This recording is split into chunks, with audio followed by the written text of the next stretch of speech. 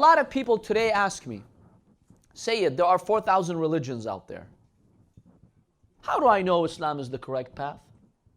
You think I have the life and the time and to go and research 4,000 religions? Who could do that? If you spend 70 years, you still won't be able to research 4,000 religions. So how do I know? How does God expect me to follow the right religion when there are 3,999 other religions? It's impossible. Allah has given you a key, a code, an access code. If you apply this access code, you'll find Islam to be the genuine religion of God. Start with Usul al-Din. That's why we have Usul al-Din. Usul al-Din, to give you a very quick example, Usul al-Din starts with what? Belief in God. There is a creator and He is one. Look at these 4,000 religions. Any religion that tells you there is no creator or that you have multiple gods, just cross them out. Very simple. Because the intellect tells you you have a creator, an intelligent designer who designed you, and that God is one. Now, if you want to go deeper why we need to have one God, then in the series on theology or in this book, you will find the answer to that. Very simple arguments of why we should have one God. But really, very briefly, brothers, when you see the system of this world, it's following one pattern, one system. You know, when you study biology or physics, are you told in physics, you know, we have two systems in the universe. There's one system that follows these laws of physics, and then at the same time we have another set of laws of physics that are completely different. No, scientists are seeing just one system. The system of atoms is one system. The system of protons, neutrons, and electrons is one system. This whole universe is based on one system. That in itself tells you there's one creator, there's one God. This is at the simple level, of course. You can go deeper.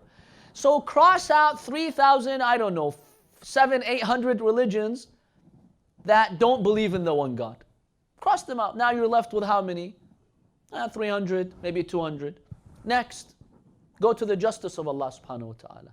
The intellect tells you this God that you worship is nothing but kamal, completion, perfection. And when God is perfect, there is no room for injustice in that God. Everything must be based on logic and justice. So any religion that teaches you their core principles and it defies the justice of God, cross it out.